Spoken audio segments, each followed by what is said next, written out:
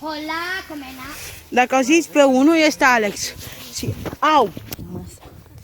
Au! Nu-i nimica. Și la toți, eu sunt da, de 11.06 și azi o să facem un videovlog. În acest vlog o să mergem într-o casă, da, și cu fantome. Bă, vedeți, este creepy. Ăsta este colegul meu, Alex 2.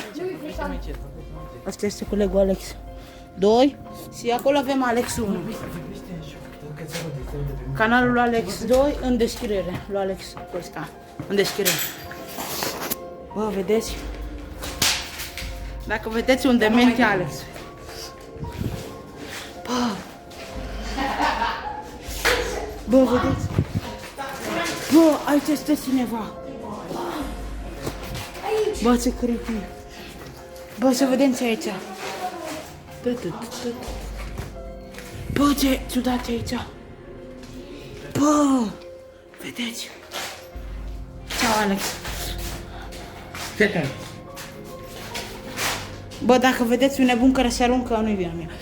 Nimica. Bă, asta ce-i? Bă, scrisoare. Nu.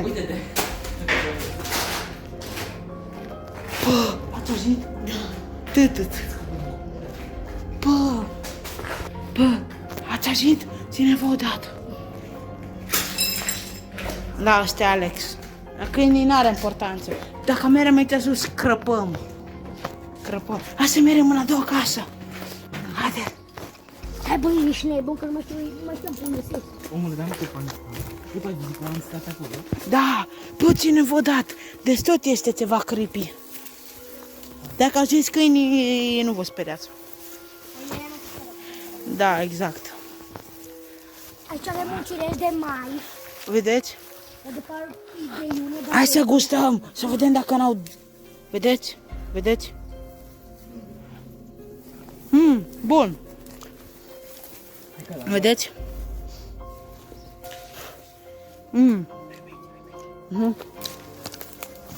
Acum au.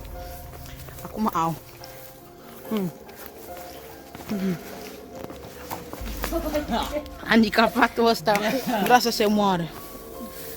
Au. Bă, hai să ne urcăm. Au.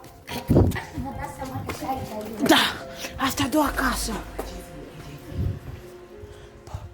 Hai să mergem în camera asta. Bă, uite, bă, ce prost suntem noi, am zis, mergem în a treia casă și noi pe aici intrăm. Asta e a doua casă, haideți. Bă, spuneți-mi dacă găsiți.